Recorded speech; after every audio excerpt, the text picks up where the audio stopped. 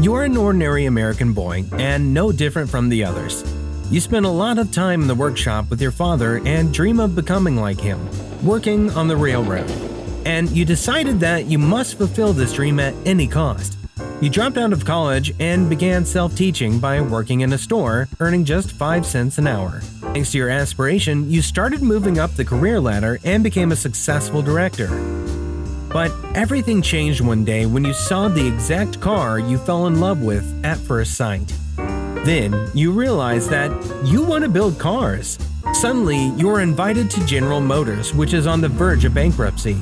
You increase the production of cars and the company's profits. Everything is excellent, but your boss drives you crazy. You quit your job hoping to spend your old age in peace, but life throws you another challenge. You're being offered $1 million to save another company from bankruptcy.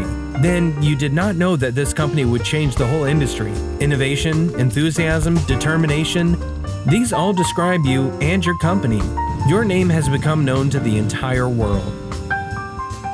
It is the story of Walter Chrysler and his company, which for almost 100 years has produced and continues to produce legendary cars named Chrysler. Walter Percy Chrysler was born April 2, 1875 in Wamego, Kansas. The boy was one of 4 children of Henry and Anne Marie Chrysler. When he was 3 years old, his family moved to Ellis, Kansas. His father continued his favorite job, a railway engineer. Walter's family was not wealthy, so the boy worked on the farm in his spare time. When asked what he wanted to become in the future, he replied that he wants to be like his father. The boy dreamed of working on the railroad and often spent time at work with his father. Walter admired how a locomotive could carry such a large load and how thousands of small details create such a robust mechanism. At the age of 17, the boy finished school. Parents wanted Walter to go to college, but he decided to become an apprentice at Union Pacific stores that specialized in railroad equipment. Here, Walter earned only 5 cents an hour and wanted to learn as much as possible about this trade. He studied everything on his own and received a journeyman's certificate. Then he worked as a machinist in several railway workshops. From year to year, Walter did precisely what he liked.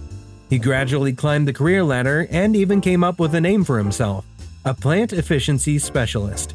But in 1908, Walter's life and interests began to change dramatically. At 33, he became head of the Chicago railroad system.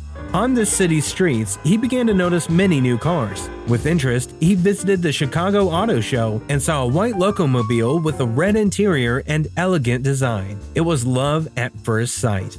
Walter decided that he should buy this car, but it cost $5,000. He had only $700 in his pocket and a family to provide for. But this car was constantly in his head, so he borrowed the required amount and bought this car. Interestingly, Walter did not know how to drive a car and was sent home by rail. At home, he disassembled and reassembled the car 3 times to understand how this transport's mechanism works. In 1910, he took a position as a manager of the American Locomotive Company in Pittsburgh, earning $8,000 a year, and 2 years later, thanks to effective management, his salary was already $12,000 a year. In those days, it was a lot of money. His talent was noticed by General Motors, which was then experiencing financial difficulties. Company representatives tried to convince Walter to start working for them for 2 years, and in 1912, he finally agreed. Chrysler became manager of the Buick company, but his salary was now half as much, only $6,000 a year. Because slow, handcrafted methods made cars at Buick, Walter reorganized the workshops into efficient units, adopting Henry Ford's assembly line production method. Car production rose from 40 to 550 vehicles daily, and the company's profits increased dramatically. In 1916, Walter became president of Buick, and his salary was as much as $500,000 a year. But this money did not make him happy, because General Motors president William Durant began to interfere with the management of Buick. His decisions were not rational. Walter could not work with such a dreamer, and in 1920, he left his job hoping to retire. As you might guess, 45-year-old Walter was not left alone. Chase National Bank persuaded him to save the Willis Overland Car Company from bankruptcy.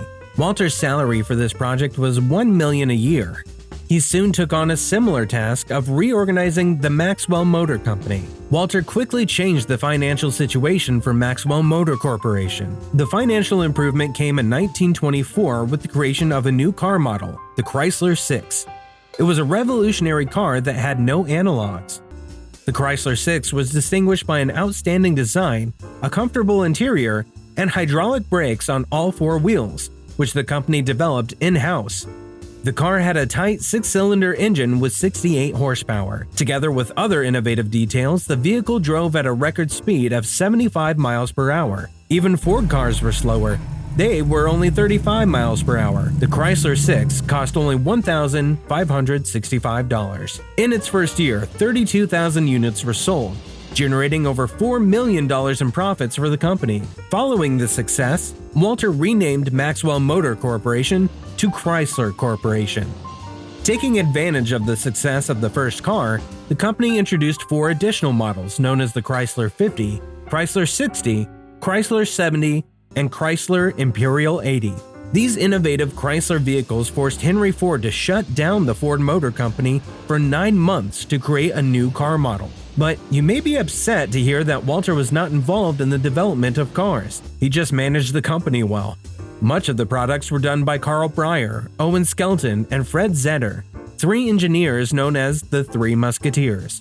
Walter hired them as soon as he started running the Maxwell Motor Company. He probably had a preconceived plan. By 1927, Chrysler Corporation had established itself as an innovative manufacturer with sales of 192,000 vehicles, becoming the 5th largest company in the industry. Competitors constantly copied Chrysler designs. Walter understood that it was necessary to expand his production, and in 1928 he bought the Dodge Corporation. Then this company was going through difficult times, as the founding brothers tragically died.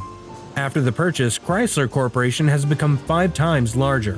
In 1928, Walter began constructing the Chrysler Building, a skyscraper in the center of New York with 77 floors.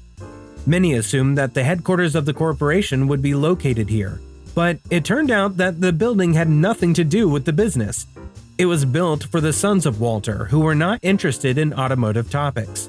During the Great Depression, Chrysler adopted a survival strategy that focused on improving its existing line of vehicles: Chrysler, DeSoto, and Plymouth. Only one new car was created during those years, which also influenced the industry.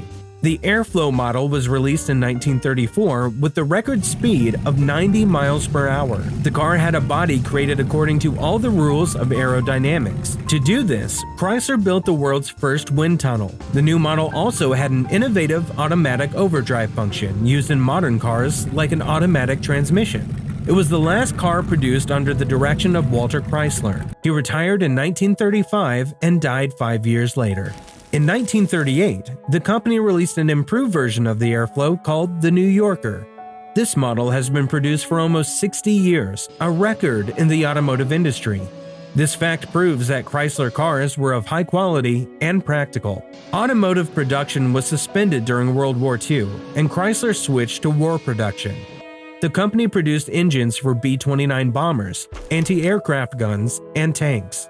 But after the war, the company faced severe problems. The loss of the initial enthusiasm that helped it create innovative cars and changes in American tastes. In addition, Chrysler did not focus on marketing, which played an important role. In 1950, lawyer Colbert became director. Instead of running the company alone, he hired McKinsey & Company's consulting firm to get Chrysler back on track. The result was 3 reforms: the development of international markets, centralized management, and the redefinition of the engineering department. Sounds nice, but it didn't improve the situation. 2 years later, Lynn Townsend began to manage the company. He sold inadequate manufacturing facilities and bought one early model IBM computer, which helped reduce the workforce by eliminating the need for 700 employees. Lynn focused all his efforts on improving the quality of cars and ran an effective marketing campaign. Thanks to this, Chrysler increased sales and began to develop at a new pace.